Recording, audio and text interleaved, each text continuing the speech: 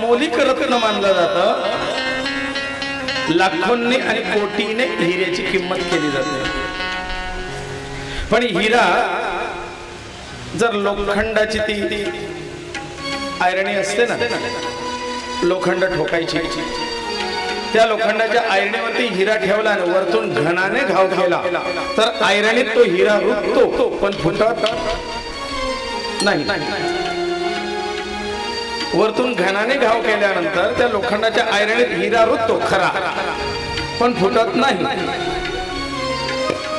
त्या हिऱ्याला कापण्याकरता किंवा त्याच्यावरच पैलू पाडण्याकरता हिरकणी नावाचं एक उपकरण ते वापरलं जातं.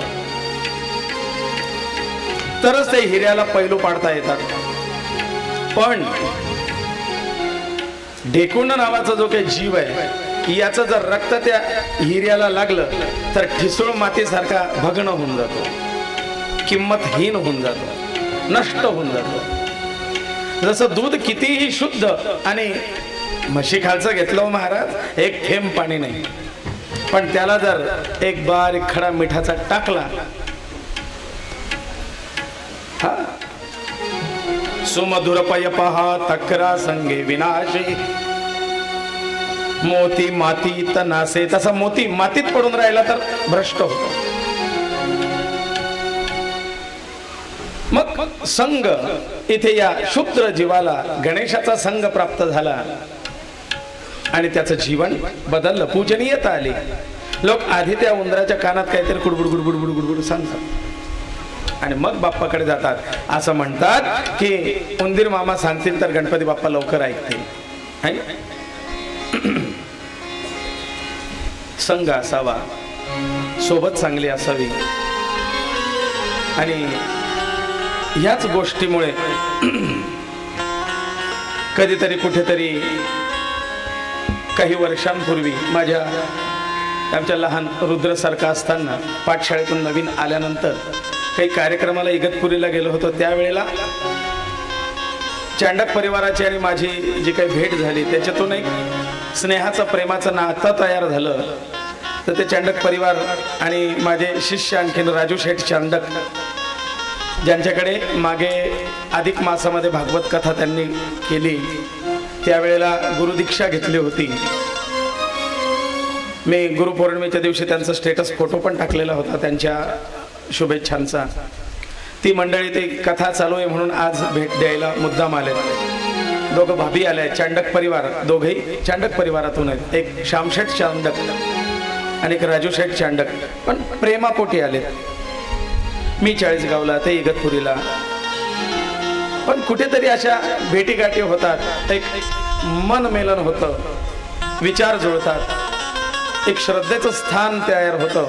दोघं भाभी पण आले आहेत, पण तुमच्यामध्ये तिकडे मागे बसलेले आहेत. त्या आपलं मोठेपणा दाखवायला आल्या नाही. मी मागेच बरं आहे, असं नाही की आम्ही लांबून आलो मग आमचं हे मागे मागे बसलेलं आहे. ही मंडळी आली, हे खाली बसलेले आहेत. मध्ये अण्णांकडे बसलो होतो चहा घ्यायला, नमस्कार केला आणि साहजिक राजू शेठ चांडक माझ्या शेजारी येऊन बसलेत. बाबीने तिकडून डोळे मोठे केलेत. गुरूंच्या आसनावर बसता का? खाली बसा. ते एकदम भोळं व्यक्तिमत्व आहे त्याच्यामुळे. आणि आमचे श्याम शेठ म्हटल्यानंतर ते बुद्धिमान माणूस होते, ते या बाकीच्या फार गोष्टी पाळतात. पण राजू शेठ म्हटल्यानंतर एकदम साधा वळा कारभार आहे त्यांचा. भाभीने सांगितलं, अहो असं काय करता, त्यांच्या आसनावर बसताय का? राजू शेठ म्हणले, नाही माझ्या लक्षात नाही आलं. आपलं नेहमीप्रमाणे, नाही खाली बसा. एक आदराचं स्थान, एक प्रेमाचं स्थान. ते इगतपुरीहून या ठिकाणी भेट घ्यायला एक दिवस का असेना गुरुजी भेटायला येतो. वास्तविक त्या लोकांची आणि माझी कुठल्याच याच्यावरती बरोबरी होणार नाही. आता अण्णांचं माझं का घेत नाही.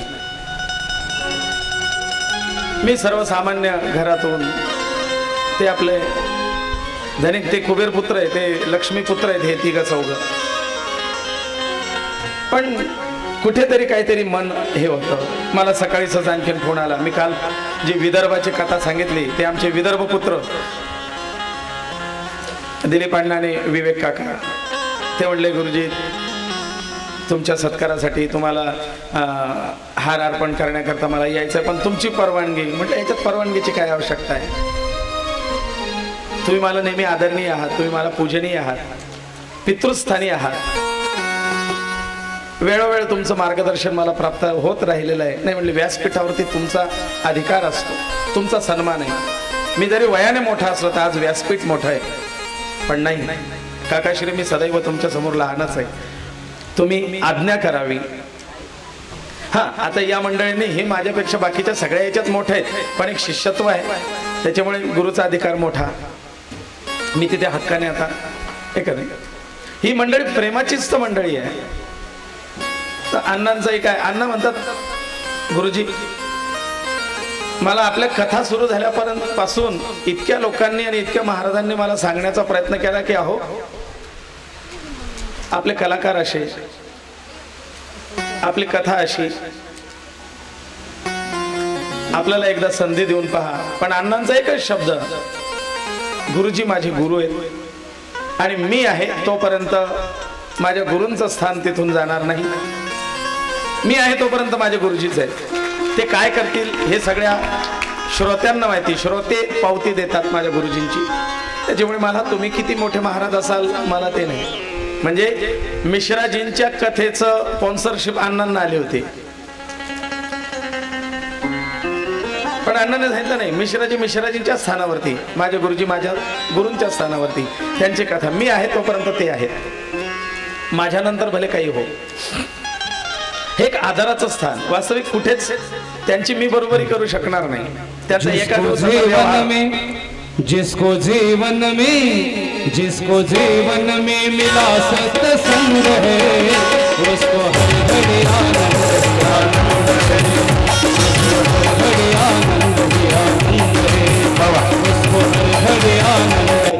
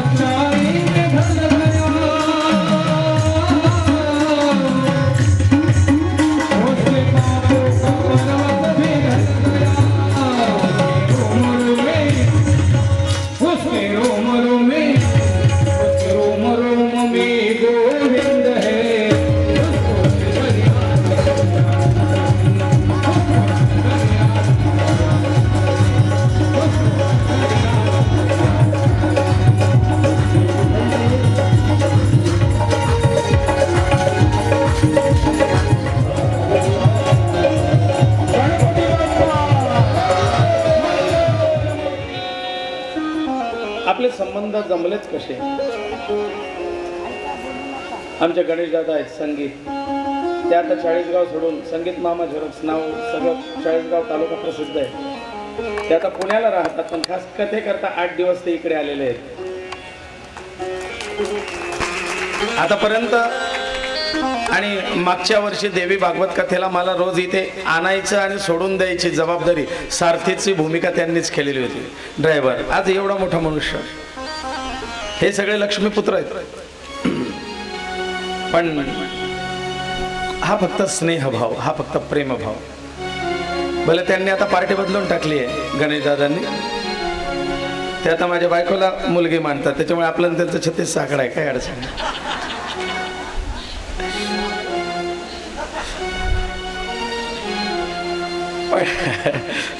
पण प्रेमाची लोक आहेत, हे कुठेतरी प्रेम, बस आपल्याला दुसरं काहीच नको. अण्णांनी सुद्धा मला, गुरुजी मला तुम्हाला गुरुपौर्णिमेच्या निमित्ताने हे करायचं, कथेच्या निमित्ताने हे द्यायचं, ते द्या. अण्णा काहीच देऊ नका, जे मिळायचं ते या श्रोत्यांच्या माध्यमातून मला भरभरून मिळालंय. तुमच्या निमित्ताने नाव झालं, कीर्ती झाली, माझी कला किंवा हे ज्ञान लोकांपर्यंत पोहोचवण्याची एक संधी पण प्राप्त झाली आणि हे लोकांपर्यंत पोहोचलं. या निमित्ताने देवीचं, शिवाचं, गणेशाचं, रामांचं महत्त्व लोकांपर्यंत पोहोचता आलं. तो सत्संग घडला, नामस्मरण घडलं, यापेक्षा आणखीन काय हवंय? हे राम नाम के हिरे मोती मैं बिखराऊ गली गली. बस हे जे हिरे मोती मानक सौपेर विखुरण्याचं काम मला मिळालं, याच्यापेक्षा आणखीन काय हवंय? एवढंच बस. इतना ही देना स्वामी जे में कुटुंब समाए, मैं भी भूखा न रहूं और अतिथि भी भूखा न जाए. व्यवस्था अशी करून घेतो. ते कपिल भाऊ बसलेत, ते तर सांगता गुरुजी माझी अशी इच्छा आहे ना, माझे थोडेसे व्यवहार हे झालेत की तुम्ही ही छोटीशी जागा मिळाली ना, मला तुम्हाला कुठेतरी अशा डोंगर दऱ्याच्या ठिकाणी छान निसर्गरम्य आपल्याला जागा करायची, फक्त माझी आता थोडीशी लाईन लागू द्या. मागच्या भाद्रपद महिन्यात पितृपक्षाच्या वेळेला 2-3 वर्षापासून मी त्या जागेचे हप्ते भरतोय. पितृपक्षाच्या वेळेला थोडंसं आता आषाढ भाद्रपद आपलं ब्राह्मण माणूस म्हटलं की जड जातो, कारण आखाड महिना म्हणला की डिलिव्हरी करायला बी घाबरता बाया. ते म्हणतात आषाढ महिना मग डिलिव्हरी व्हावं का नाही, एवढा आषाढ महिन्याला घाबरतात. पूजापाठ तर दूरच, मग ते जरा जड जातं. हप्ता भरायची हे झाली, थोडा उशिरा हप्ता भरला गेला. ही लोक बोलतील का बुवा, पिंटू दादा अमृतकर आणि पियुष दादा साळुंखे हे बोलतील गुरुजी हप्ता उशिरा मिळाला. म्हणून मी अण्णांना फोन केला, अण्णांना म्हटलं तुम्ही चाला अण्णा माझ्यासोबत तेवढं ऑफिसला, तुमच्या हाताने एवढे पैसे भरून द्या. अण्णा आलेत, एका शब्दात ऑफिसला आलेत. नाना गुरुजींचे पैसे जमा करून घे. नानांनी पैसे घेतले, 50,000 रुपये जमा केलेले आहेत, लिहून घे म्हणे खात्यावर. वहीमध्ये लिहून घेतलं आणि म्हणले गुरुजी ह्या वर्षी माझ्या वडिलांचं देहावसान झालं. अण्णा हे 50,000 रुपये मला घ्यायचे नाहीत, माझ्या निमित्ताने माझ्या वडिलांच्या श्राद्धाप्रित्यर्थ हे 50,000 रुपये मी गुरुजींना परत देतोय. जशीचे तशी 50ची गड्डी घेतली माझ्या हातात दिली त्यांनी. ना फोटो नाही, ना कोणाला नाव नाही, ना आतापर्यंत कोणाला सांगितलं नाही. या माध्यमातून मी तुमच्यापर्यंत सांगतोय, नाही तर त्या माणसाने कोणाला सांगितलं सुद्धा नाही. चटकन माझ्या डोळ्यात पाणी आलं. म्हटलं दादा इतकंही प्रेम नको माझ्यावर, मला आयतं खायची सवय लागेल, मला हप्ते भरू द्या, एवढं प्रेम करू नका. हा ज्या दिवशी माझे प्रयत्न थकतील मी हातबल होईल त्यावेळेला माझ्या मदतीला उभे राहा. अण्णाने सांगितलं दादा तू देतोय ना, हे पैसे जमा कर, गुरुजींच्या नावाने 1 लाख लिहून घेतले. 2-3 महिने भरायचं काम मिटून गेलं. ते म्हटलं गुरुजी 2-3 महिने नाही भरले ते चालेल. म्हटलं फक्त एवढं सांभाळून घेत जा, मला तुमच्याकडून दुसरं काही नको, फक्त 2 महिने 2 महिने इकडे तिकडे झालं तर सांभाळून घेत जा. ही प्रेम करणारी मंडळी. संघ आपला कसा असावा, आपण कुठेतरी त्या पदापर्यंत पोहोचावं. नाहीतर बस तंबाखू खाणाऱ्याच्या संबंधित राहिलं की तू घेन माझी बिमळ, त्याच्याशिवाय दुसरं काहीच नाही. संगती करावी सदा सज्जनाची, सदा सज्जनाची संगती करावी सदा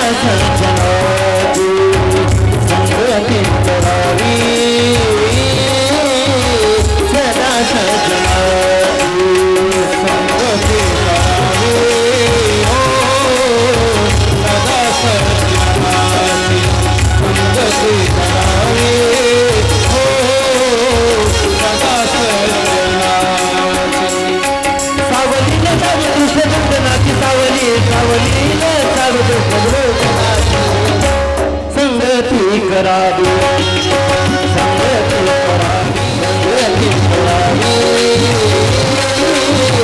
सदा सज्जनाची संगती करावी सदा सज्जनाची संगती करावी सदा सज्जनाची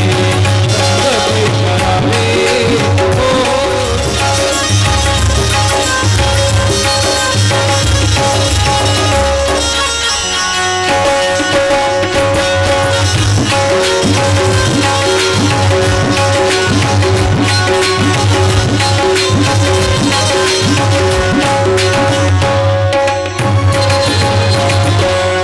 संगति में रहता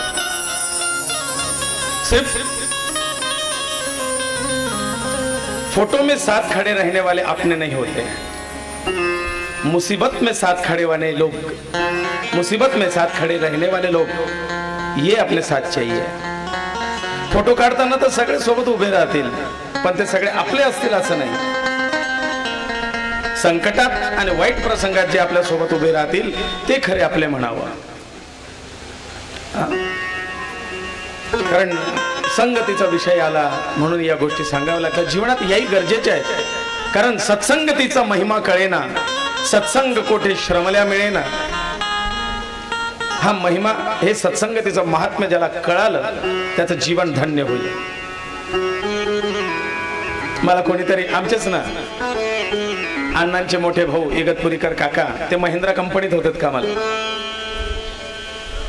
त्यांनी मी येतो ती गाडी TUV महिंद्राची गाडी पाहिली आणि ते म्हणले गुरुजी प्रगती झाली. म्हणले मोठी गाडी. म्हटलं काका माझी नाही ती. मी तर माझ्या मोटरसायकलवर यायला तयार होतो. ती पण नरसिंह अवताराची आहे. गाडी डिस्कवर आणि हेड स्टीलचं. पण तो ग्रंथ, ते सगळं मेकअपचं साहित्य, त्या बॅगा, ते शस्त्र, ते सगळं आणायचं म्हणून सोबत आणायचं आणि सोबत न्यायचं. याला काहीतरी पाहिजे असतं म्हणून तुमच्याकडे नाही पण माझ्याकडे 2-2, 3-3 गाड्या उभ्या आहेत. गणेश दादा म्हणतात मी आहे ना, आपली स्कोडा आहे ती घेऊन जा गुरुजी, 7 दिवस न्यायला आणायला तुमच्या ताब्यात ठेवा. आमचे केशव गुरुजी म्हटले माझी आहे ना 8-10 लाखाची गाडी. म्हटली मोठी गाडी गुरुजी तुम्ही घ्या आणि रोज याच्यात येत चला. आज म्हटलं मला चालवता येत नाही, एवढा मोठा हत्ती कधी सांभाळायची सवय नाही आपल्याला. तुम्हाला काय करायचंय? भगवान ये सारा तुम्ही से है. हे सगळं तुझ्याच मुळे, आपलं ते काही नाही. हा फक्त चांगली संगत, चांगली सोबत हा त्याचा प्रभाव आहे. बघा तूने मेरे मालिक बहुत कुछ दिया है, तेरा शुक्रिया है, तेरा बहुत कुछ दिया है, तेरा शुक्रिया है, तेरा शुक्रिया है, तेरा शुक्रिया है. क्योंकि मेरे मालिक बहुत कुछ दिया है, तूने मेरे मालिक बहुत कुछ दिया है, तेरा शुक्रिया है, तेरा शुक्रिया है, तूने मेरा है, तेरा शुक्रिया है, तेरा ह्या गोष्टीसाठी भगवंताचे आभार मानावं. आणि जे बरोबर आपल्या बरोबर सदैव सोबत आहेत. गणेशाचं स्वरूप पाहताना काही राहिलं आहे का हो आपलं? काही राहिल्यासारखं वाटतंय का गणेशाच्या काही कशाबद्दल ऐकून?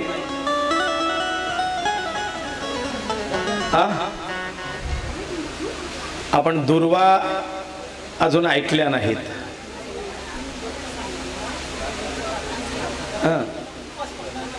उपवास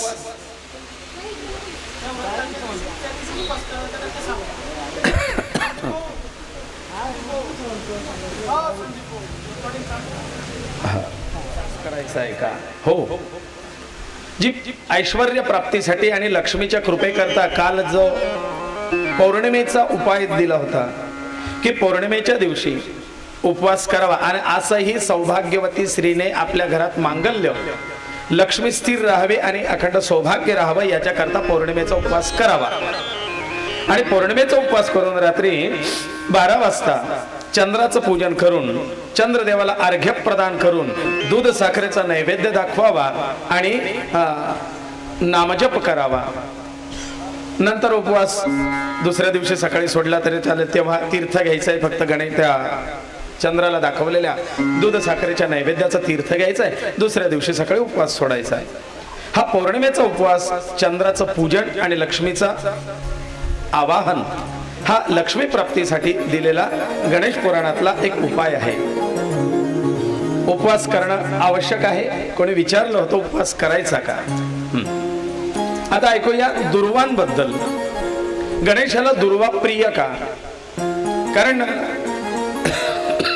दुर्वांशिवाय गणपती बाप्पाची पूजा नाही। विष्णवादि सर्व देवानां दुर्वे त्वं प्रीतिदा सदा वंशवृद्धि करी नित्यं गणेशाय अर्पयाम्यहम्। संतती प्राप्ती करता विशेष गणेशाला दुर्वार्पण हा एक उपाय सांगितला होता। मग विष्णुवादी सर्व देवांना, विष्णुवादी सर्व देवांना दुर्वा चालतात। दुर्वा अर्पण कराव्यात गणेशाला का? कारण दुर्वा ह्या वंशवृद्धीचा प्रतीक आहे। वंशवृद्धी करी नित्यम, वंशवृद्धीचं प्रतीक आहे। जशी दुर्वा थोडीशी लावली की हळूहळू दुर्वांचं बेट पसरत जातं, त्याप्रमाणे माझा वंश विस्तार होत राहावा याकरता दुर्वा गणेशाला अर्पण करायचे असतात। दुसरी गोष्ट, हे दुर्वे अमृत संपन्ने शतमूले शतांकुरे शतम हरति पापानी शतम आयुष्यवर्धिनी। आयुर्वेदामध्ये आयुष्यवर्धक, उष्णता रोधक अशी दुर्वा सांगितलेली आहे। उष्णतेचे त्रास होत असतील, शरीरामध्ये उष्णता अतिरिक्त भडकली असेल तर दुर्वा बारीक करून त्याचा रस काढावा आणि तो प्यावा, शरीरातली अतिरिक्त उष्णता कमी होते। सतत चढउतार होत असणारा ताप कमी होतो। नेत्र ज्योती, ज्याचे डोळ्यांची ज्योती डीम झाली असेल, म्हणजे असं वाटतंय की माझी नेत्र ज्योती कमी झाली आहे, त्या व्यक्तीने पायात चप्पल न घालता दुर्वेच्या रानात म्हणजे दुर्वांवरती सतत अर्धा तास 1 तास चाललं रोज, तर त्याच्या नेत्र ज्योती या वाढतात। मोतीबिंदू सारखा त्रास हा कमी होतो आणि नेत्र ज्योती वाढायला मदत होते। डोळ्यांचे विकार त्याच्याने कमी होतात आणि नेत्र ज्योती वाढते दुर्वेवरती फक्त चालल्याने। अमृत संपन्न ही अमृत वनस्पती आहे, दुर्वा ही अमृत वनस्पती आहे। गर्भवती स्त्रीच्या गर्भाच्या ठाई गर्भाशयामध्ये अतिरिक्त उष्णता असल्यामुळे गर्भ राहत नाही। कारण देवी भागवतात मी सांगितलं होतं, वंद्यापि काकवंद्यापि मृतवत्सापि पार्वती। वंद्या, काकवंद्या, मृतवत्सा असे 3 प्रकार स्त्रीचे सांगितले होते। यात एक प्रकार येतो वंध्या, जिला संतान योग येतच नाही का, तर ते वंध्यत्व येतं। काकवंध्या, संतान योग येतो पण झालेली राहिलेला गर्भ टिकत नाही। आणि मृतवत्सा, गर्भ म्हणजे येतोही, गर्भ राहतोही, संतानोत्पत्ती होते पण जन्मलेलं बाळ जगत नाही, त्याला मृतवत्सा असं म्हणतात। तर या त्रिदोषावरती देवी भागवतात सुद्धा उपाय सांगितले होते आणि या त्रिदोषावरती इथे दुर्वेचा सुद्धा उपाय आहे। या 3 लक्ष दुर्वा गणेशाला अर्पण करावा, तो दोष कमी होतो आणि तो दोष गर्भवती स्त्रीमध्ये राहू नये, गर्भातली अतिरिक्त उष्णता कमी व्हावी, गर्भाशयाचे दोष दूर व्हावे याकरता वाणी समाजात मला असं वाटतं अठांगोळ, ब्राह्मण समाजामध्ये ऋतुशांती, रजोदर्शन शांती या प्रयोगामध्ये दुर्वेचा रस काढून तो त्या स्त्रीला उजव्या नागपुडीमध्ये टाकून आतमध्ये ओढायला सांगितला जातो। तो रस नाकावाटे थेट गर्भाशयापर्यंत पोहोचतो आणि गर्भाशयातले असलेले उष्णतेचे विकार दूर करतो. म्हणून दुर्वेचा रस म्हणजे नवविवाहितेला देण्याची पद्धती आहे. गर्भाशय स्वच्छ होतं. असे अनेक उपाय या दुर्वेचे आहेत. शतम हरति पापानी शतम आयुष्यवर्धिनी. आणि मी नेहमी सांगतो, आयुर्वेद सांगेल, ग्रंथ सांगेल, शास्त्र सांगेल, हे तर एक वेळेला ठीक आहे, पण आपलं निरीक्षण आजूबाजूच्या भोवतालच्या वातावरणात असावं. आपला निसर्ग आपल्याला खूप काही सांगून जातो, पण आपण आजूबाजूला कधी निरीक्षण करतच नाही. विशिष्ट ऋतूमध्ये जेव्हा आता या दुर्वा उगवायला लागतात ना, या ऋतूमध्ये बघा कुत्रे, श्वान, सुकर म्हणजे डुक्कर आदी पशु, मांजरी सुद्धा हरळी खात असतात, दुर्वा खात असतात. बघितलंय कधी? मग काय खातात ते? त्या जनावरांना सुद्धा दुर्वेच्या गुणधर्माची पारख आहे. त्यांना माहिती आहे की विशिष्ट ऋतूमध्ये नवीन येणाऱ्या कोमल दुर्वा खाल्ल्यात तर वर्षभर आपल्याला पोटाचे विकार होत नाही, शरीर स्वस्थ राहतं, शरीर शीत राहतं, अतिरिक्त उष्णतेचे त्रास होत नाही. कधी पाहिलंय का मांजरीला चष्मा लावून फिरताना? है ना? कधी पाहिलंय का की त्या कुत्रीला मोतीबिंदू झालेला? त्यांना उदरव्याधीचे त्रास होत नाही, त्यांना प्रजोत्पादन संतती जन्माला घालण्याचे त्याचे त्रास होत नाही, त्यांचे सिजर होत नाही. हा, आता कदाचित तो मंत्र मला आठवणार नाही, पण एक उपाय असा पण आहे. गर्भवती स्त्री प्रसूत होण्याची वेळ जर जवळ आली ना, तिला प्रसूतीच्या यातना जास्त होत असतील, तर अशा वेळेला तिळीचं तेल घेऊन त्याच्यामध्ये या कोमल कोमल दुर्वांची एक जोडी तयार करून त्या तिळामध्ये फिरवावी आणि 108 वेळेला त्या मंत्राचा जप करावा आणि नंतर ते तिळीचं तेल गर्भवतीच्या नाभीजवळ, नाभी प्रदेशाजवळ, त्या पोटावरती त्याचा लेप द्यावा आणि या दुर्वांनी त्या पोटाजवळ, त्या नाभीजवळ तेलाचा लेप द्यावा, ते फिरवावं. याच्याने पीडा रहित प्रसूती व्हायला मदत होते, असा ग्रंथात लिहिलेला उपाय आहे. मी दाखवू शकतो. एवढे दुर्वेचे उपाय सांगितलेले आहेत, म्हणून गणेशाने दुर्वा स्वीकारल्या.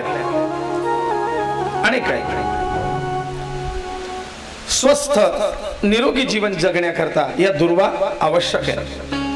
वंशवृद्धी करी भव, वंशवृद्धीसाठी दुर्वा फार महत्वाच्या आहे. दुर्वांच्या बद्दल एक कथा सांगतो, ऐका. कौंडिन्य नावाचे एक ऋषी गणपती भक्त आहेत. कौंडिन्य अनेकांचं गोत्र असेल कौंडिन्य. हे गणेश भक्त होते आणि ते रोज गणेशाला दुर्वा अर्पण करायचे.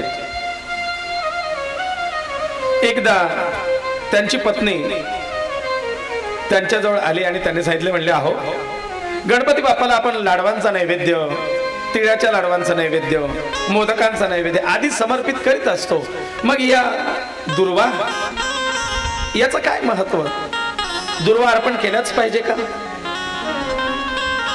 कौंडिन्य ऋषी त्यांच्या धर्मपत्नीला सांगतायत, म्हणले, प्रिय ऐक, दुर्वेचं महात्म्य काय. आधी तुला कथा सांगतो आणि मग त्याची महात्म्याची अनुभूती करून देतो. म्हणले, एकदा यमराजाच्या काम भावनेतून एक असुर उत्पन्न झाला होता. या असुराचं नाव आहे अनलासुर. हा अनलासुर यमराजापासून जन्माला आलेला होता, त्यामुळे उग्र स्वभावाचा होता. हा सर्वत्र सर्वत्र काही जाळत फिरला, दाहकता. आणि जाळत फिरणं म्हणजे याचा अर्थ अशी पेटवलेली आग लावणं हेच गरजेचं आहे असं नाही. कोणाकोणाला आग लावायची सवय असते, है ना? आग ही कानातून पण लावली जाते, मनातून पण लावली जाते आणि काडीने पण लावली जाते. आणि आपण म्हणतो ना, याला पाहिलं की माझे तळपायाची आग मस्तकात जाते, म्हणजे आग लागलीच ना. हे आगीचे प्रकार आहेत. इथे कुठल्याही फायर ब्रिगेड उपयोगाचं नाही. मग असा हा अनलासूर सर्वत्र जाळत फिरला होता. देव त्राही त्राही झालेत, कंटाळलेत. देवांनी अनेक उपाय करून याला शमवण्याचा, थांबवण्याचा प्रयत्न केला, परंतु उपाय काही चालेना.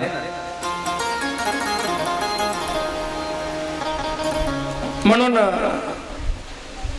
या सर्व देवांनी गणपती बाप्पाला प्रार्थना केली. आगीचा गोळा अनलासूर याला गणपती बाप्पांनी विशाल रूप धरून, विशाल रूप घेऊन याला गिळून टाकलं होतं, याला पोटात ठेवलं. कोणी कोणी आग लावणारी गोष्ट आपल्या कानात सांगू शकतं आणि ती जर ओठात आणली तर आग लागू शकते. म्हणून कोणती गोष्ट ओठात आणायची आणि कोणती गोष्ट पोटात ठेवायची हे आपल्याला कळालं पाहिजे. गणपती बाप्पाने ही आग लावणारी अनलासूर रूपी गोष्ट आपल्या पोटात ठेवली, ओठात नाही आणली.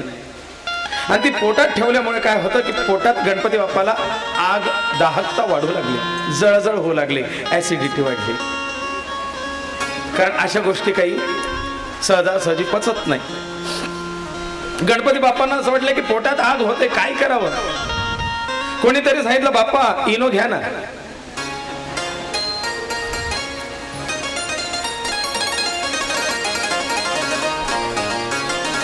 अनेकांनी प्रयत्न केले गणेश बाप्पाच्या पोटात होणाऱ्या आगीला शांत करण्यासाठी.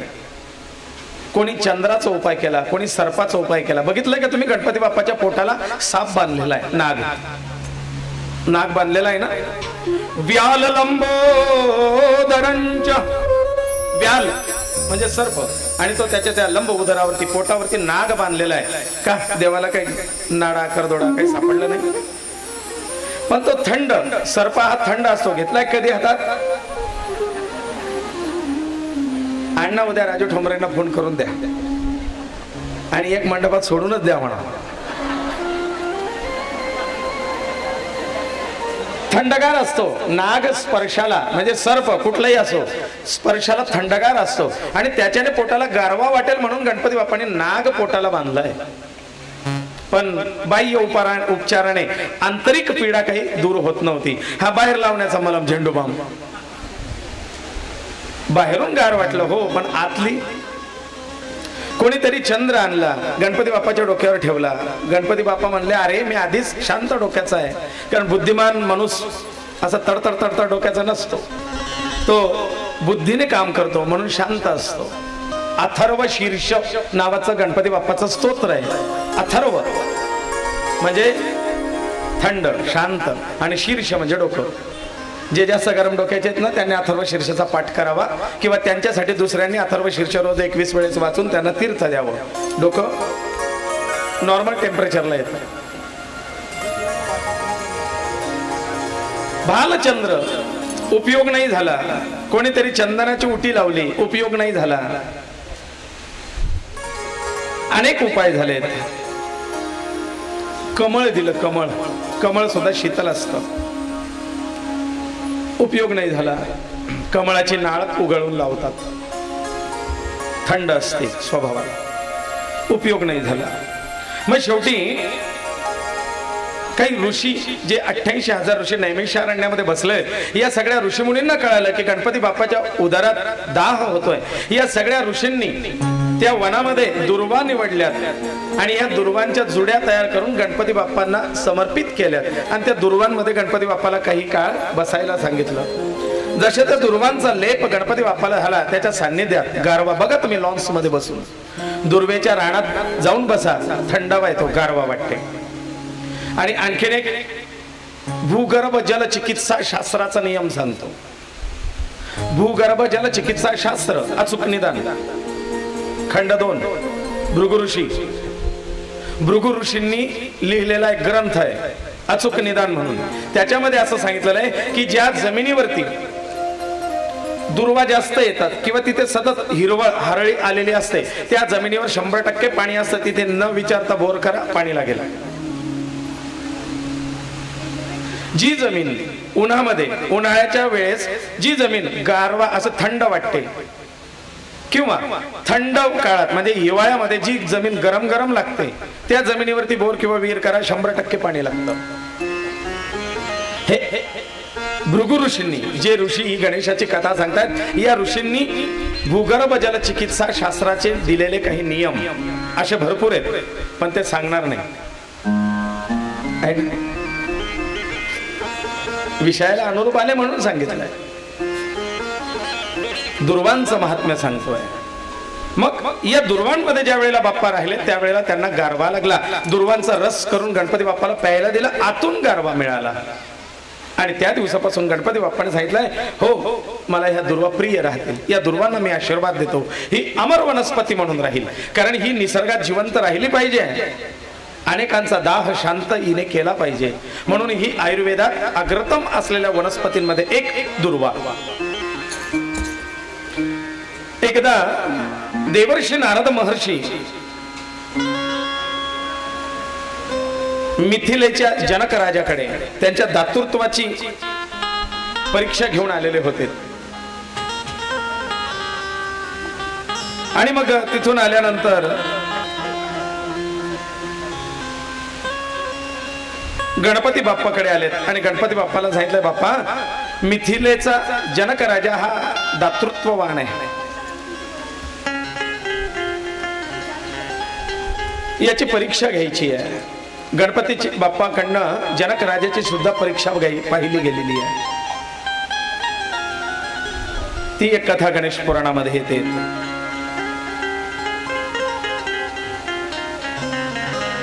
जनक राजा आदरातिथ्य करण्यामध्ये सक्षम आहे. आलेला अतिथी कधी रिक्त हस्त परत जाऊ देत नाही. आणि मग गणपती बाप्पा ब्राह्मणाच्या बटूच्या वेशामध्ये जातात. राजा ब्राह्मणाला भोजन घाल. जनक राजा म्हणतो बसा. आणि जेवता जेवता जेवता जनक राजाचं संपूर्ण अन्न भांडार रिकाम करून टाकलं. जनक राजा हतबल झाला. महाराज कोण आपण? म्हणले, राजा तुझ्या अन्नदानाची महती ऐकून आलो होतो, पण अन्नदानाचा सुप्त अहंकार तुझ्या मनामध्ये होता, म्हणून तो मोडाय करता मी मुद्दाम आलोय. अन्नदान, अरे माझी तृप्ती याच्याने नाही. मग म्हणले, ये माझ्या मागून. मी श्रीमंताच्याच घरच्या अन्नाने नाही तर एका गरीबाच्या घरच्या अन्नाने सुद्धा तृप्त होऊ शकतो, फक्त भाव त्या तृप्तीचा पाहिजे. इथे तुझ्या दातृत्वात अहमभाव जागृत झालाय, त्यामुळे त्याच्याने मला तृप्ती नाही. ये.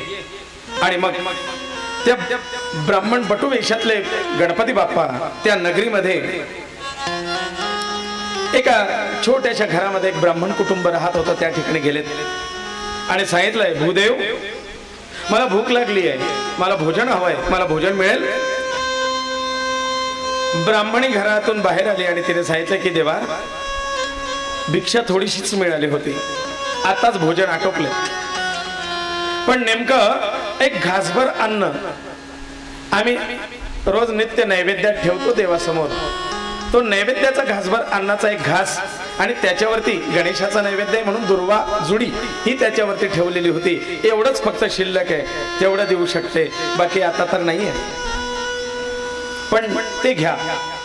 गणपती बाप्पाने तो नैवेद्याचा घास घेतला आणि त्याच्यावरची दुर्वांची जुडी नंतर खाऊन टाकली आणि तृप्तीचा ढेकर दिला आणि सांगितलंय, राजा जनका बघ, या एका दुर्वाच्या जुडीने सुद्धा मी तृप्त होऊ शकतो. श्रद्धा जसे भगवान गोपाल कृष्णाला एक तुलसी पत्र तृप्त करताय है ना, श्रद्धेने द्रौपदीच्या अक्षय्य पात्रातलं दिलं होतं ना, तसं या ठिकाणी बाप्पा एका दुर्वांकुराने तृप्त झाले. इकडे कौंडिन्य ऋषी त्यांच्या पत्नीला सांगतात, म्हणले, ए ऐक, तुला दुर्वेची महती ऐकायची ना, ही दुर्वेची जुडी घे गणपती बाप्पाला वाहिलेली आणि जा स्वर्गात आणि सांग इंद्रदेवाला की या दुर्वेच्या भारोभार मला सोनं हवंय. गेल्या त्या इंद्रदेवांकडे आणि इंद्रदेवांना सांगितलं की या माझ्या पतींना यज्ञासाठी काही सामुग्री आणायची, तर त्यांना द्रव्याची आवश्यकता आहे, या दुर्वेच्या बरोबरीने या भारोभार मला सोनं हवंय.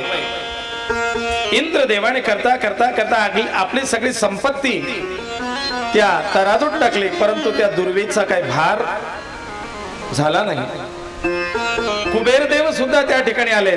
कुबेराने आपली संपत्ती मोजली, पण त्या दुर्वेची बरोबरी झाली नाही. शेवटी इंद्र आणि कुबेर हात जोडून उभे राहिलेत आणि सांगितलंय की देवी क्षमा करा, ही काहीतरी परीक्षा पाहिली जाते. त्यावेळेला कौंडिन्य ऋषी आलेत आणि त्यांनी सांगितले की इंद्रदेवा, माझ्या पत्नीला दुर्वेचं महत्व समजावण्याकरता ही परीक्षा होती. म्हणले आता कळालं, इकडे इंद्राचं आणि कुबेराचं ऐश्वर्य एकीकडे आणि एक दुर्वा वाहिलेली एकीकडे. म्हणजे गणपती बाप्पाला सुवर्ण वाहिल्याचं फळ दुर्वा अर्पण केल्याने आहे. आपण नाही सोनं वाहू शकत आहे ना, तर दुर्वा अर्पण करा, सुवर्ण वाहिल्याचं पुण्य मिळेल. अशा प्रकारे या दुर्वेचं महात्म्य आपण ऐकून घेतलंय. आणखीन काही राहिलं का गणपती बाप्पाचं?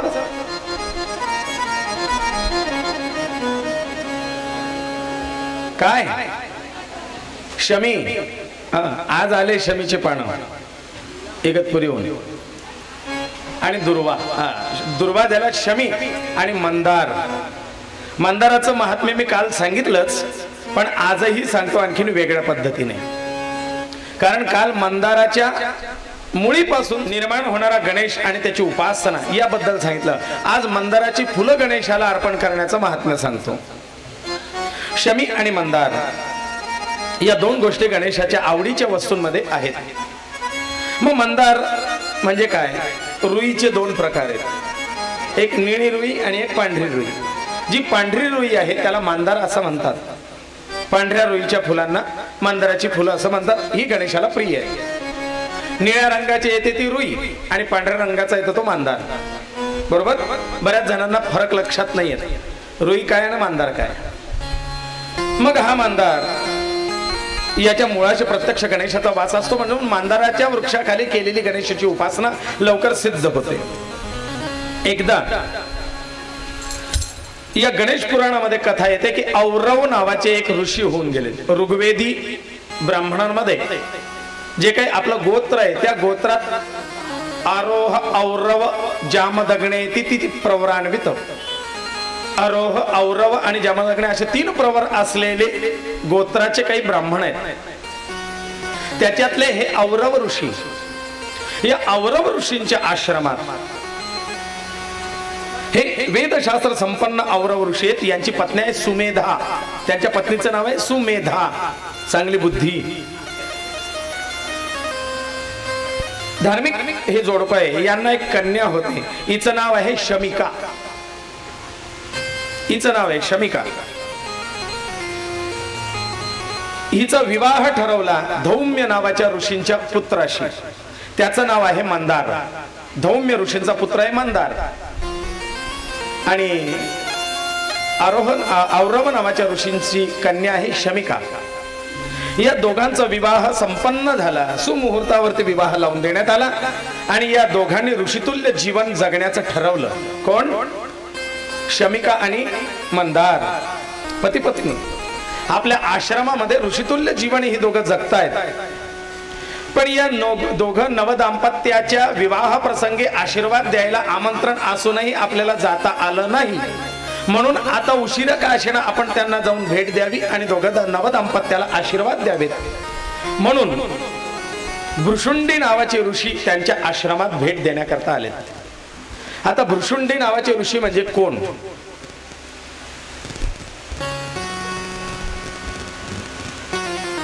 कदाचित भृशुंडी नावाच्या ऋषींची कथा थोडक्यात सांगतो. हे एक कोळी होते. कोळी समाजातून होते. यांना गणेश तत्वाची आवड लागली. आधी त्यांनी पापकृत्य केलं वगैरे वगैरे ती कथा. पण नारदांची भेट झाली, सत्संग मिळाला आणि त्यांना गणेश तत्वाची आवड लागली. नारदांनी मुद्गल ऋषींनी एक काठी रोवली, काठी कोरडी. ती काठी रोवली आणि त्याच्याजवळ यांना बसवलं आणि सांगितलं की इथे तपश्चर्या करत बैस. या ओम गंग गणपताय नमः या मंत्राचा जप करत राहा. ज्या दिवशी या काठीला पालवी फुटतील त्या दिवशी मी तुला भेट द्यायला येईल आणि तुझा उद्धार करेन. आणि यांनी गुरु आज्ञा प्रमाण मानून त्या ठिकाणी अखंड अविरत नाम जप केला आणि त्या काठीला सुद्धा पालवी फुटली, त्याचा मोठा वृक्ष झाला. सहज ज्यांनी उपदेश दिला होता त्यांना स्मरण आलं, ते आलेत आणि त्यांनी पाहिलं तर यांच्या अंगावरती वारुळच चढलेलं होतं. ते वारुळ फोडल्यानंतर फक्त वारुळच नव्हतं तर त्यांच्या असं लक्षात आलं की गणपती सारखी यांच्या भ्रू म्हणजे भुवया, या भुवयांच्या मधून एक सोंड सुद्धा उगून आलेली होती. एवढे ते गणेशाचे एकरूप झाले होते की गणेशासारखं रूप त्यांना प्राप्त झालं होतं. दोघही भुवयांच्या मधून सोंड उगवले म्हणून यांना भृशुंडी असं नाव मिळालं. ते हे भृशुंडी गणेश भक्त आणि गणेशासारखं स्वरूप प्राप्त झालं म्हणजे नुसती सोंडच नाही उगवली तर पोट मोठं झालं, कान सुपासारखे झाले, गणेशासारखं रूप. आणि हे ज्या वेळेला आश्रमात आले त्यांना पाहून ही शमिका आणि मांदार, आता हे नव दाम्पत्य, हा हा ही ही हु हु है ना, खोडकरपणा असतो नवदाम्पत्यात जास्त, समजूतदारपणा यायला वेळ लागतो है ना, लोणचं मुरायला तोपर्यंत आंबटपणा जास्त असतो, कडवटपणा जास्त असतो मोहरीचा, आणि हळूहळू पिकली या शेंदा कडूपणा जाय. मग संसारातला कटूपणा हळूहळू ते शेंदोडी जशी पिकल्यानंतर गोड होते, लोणचं जसं मुरल्यानंतर स्वादिष्ट होतं, तसा संसार सुद्धा मुरल्यानंतर सुंदर होतो. पण नवीन नवीन हा आंबटपणा कडूपणा असतो. तसं यांच्यात थोडासा उच्छृंखलपणा होता आणि म्हणून सहज बालभावाने यांना त्या ऋषींकडे पाहून हसू आलं, चेष्टा घडली. भृशुंडी ऋषींना राग आला, अरे माझ्या या स्वरूपाकडे पाहून हसताय, मी आशीर्वाद द्यायला आलो होतो पण तुम्ही निर्बुद्ध आहात. जा जडासारखं जीवन जगाल, जडत्व येईल आणि ते जड झालेत म्हणजे वृक्ष झाले. त्याच आश्रमामध्ये शमिका ही शमीचं वृक्ष झाली आणि मांदार हा मांदाराचं झाड झालं. ही दोघं शमी आणि मांदाराचे झाडं बनून त्या आश्रमामध्ये राहिली. आश्रम आता निर्जन अवस्थेत आहे, याच्यात कोणीच नाही. मांदाराचा शमिकेचा पिता औरव, मांदाराचा पिता धौम्य आणि मांदाराचे गुरु शौनक ऋषी. एकदा शौनक ऋषी बऱ्याच दिवसापासून आपला शिष्य आपल्या भेटीला आला नाही म्हणून काळजी वाटली म्हणून धौम्य ऋषींकडे आला. धौम्याने सांगितलं त्याचा विवाह झाल्यानंतर तो स्वतंत्र आश्रम करून ऋषितुल्य जीवन जगतोय, मग आपण आश्रमात जाऊन भेट घेऊया. हे तिघही तिथे आश्रमात आले, पाहता तर कोणीच नाही. आजूबाजूला विचारलं का हो शमी आणि मांदार म्हणजे कधीचे दिसलेच नाही. मग शौनक ऋषींनी आपल्या शिष्याबद्दल ध्यानस्थ होऊन जाणून घेतलं. त्यांच्या लक्षात आले की ही दोन वृक्ष म्हणजे आपला शिष्य आणि त्याची पत्नी आहे. शौनकांनी त्या दोघं झाडांच्या मध्ये बसून आसन मांडलं आणि गणेशाचं अनुष्ठान सुरू केलं की गणेशा, तुझ्या भक्ताने दिलेला हा शाप, त्यापासून मुक्ती तूच देऊ शकतोस. गणेशाचं स्तवन करायला सुरुवात केली आणि गणपती बाप्पाची स्तुती गाता गाता गणेशाला ते प्रार्थना करतायत की गणेशा, या पुत्राची, माझ्या शिष्याची या शापातून मुक्तता कर. गणनायकाय गणदैवताय गणाध्यक्षाय धीमहि गुणशरीराय गुणमंडिताय गुणेशाणाय धीमहि एकदन्ताय वक्रतुण्डाय गौरीतनयाय धीमहि गजेशाणाय भालचंद्राय श्रीगणेशाय धीमहि. ही नामावली आहे. हे एकदंता, हे गुणेशा, हे भालचंद्र. गान चतुराय गान प्राणाय गानांतरात्मने धीमहि गानगस्ताय गानोत्सुकाय गुरुपूजिताय धीमहि गुणगुरवे गुरुदैत्यजाय गुरुधर्म साधराक्षाय धीमहि गीत तत्वाय गीत घोषाय गुणगुणाय धीमहि गुणातीताय गुणाधीशाय गुणप्रविष्टाय धीमहि. धीमहि म्हणजे मी तुझी उपासना करतो, मी तुझं ध्यान करतो.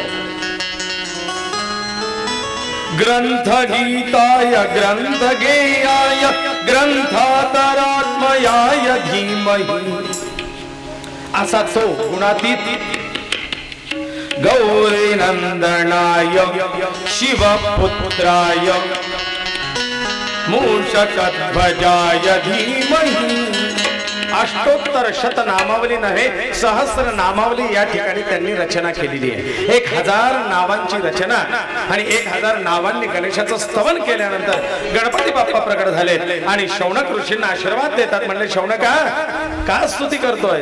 त्यावेळेला शौनक म्हणतात माझा शिष्य इथे वृक्ष स्वरूपात पडलाय याचा उद्धार करा. गणपती बाप्पा म्हणतायत याला शाप माझ्या भक्ताचा आहे आणि म्हणून माझा भक्तच त्याच्यातून त्याला मुक्तता देईल. भृशुंडी ऋषींचं आवाहन केलं. भृशुंडी त्या ठिकाणी प्रकट झाले आणि भृशुंडी या दोघांना त्या शापातून मुक्त करतात. गणेश गणपती बाप्पा तिथे वर देत आहेत की हे शमिका आणि हे मांदारा आजपासून तुमच्या या वृक्ष स्वरूपाचं मी सदैव स्वागत करतो. शमीपत्र आणि मांदार पुष्प मला वाहिलेलं अत्यंत प्रिय राहील. माझ्या पूजेमध्ये विशेष स्वरूपामध्ये शमीपत्र आणि मांदार पुष्प हे वाहण्यात येईल याचं सौभाग्य मी तुम्हाला देतो. आणि कुजन्म नाशक स्तोत्र म्हणून या स्तोत्राला नाव दिलं गेलंय. आणि त्या दिवसापासून भगवान गणेशांनी या वृक्ष मांदार आणि शमी यांचा स्वीकार केलाय. पुढे गणपती बाप्पाला दिला जातो तो शेंदूर. शेंदूर का अर्पण केला जातो गणेशाला. शेंदूर लाल चढ़ायो अच्छा गजमुख को दोलिल लाल विराजे सुत गौरी हर को हाथ लिए गुड़ लड्डू साईं सुरवर को महिमा कहे न जाए लागतो फल को. जय देव जय देव जय जय जय गणराज विद्या सुखदाता स्वामी सुखदाता धन्य तुम्हारो दर्शन मेरा मन रमता.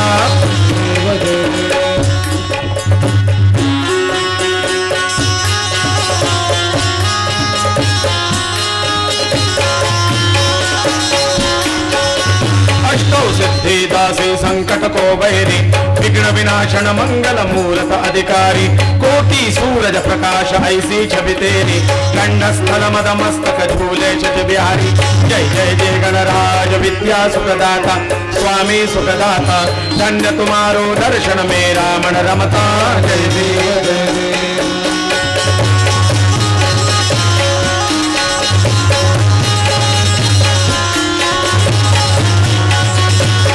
भगत से कोई शरण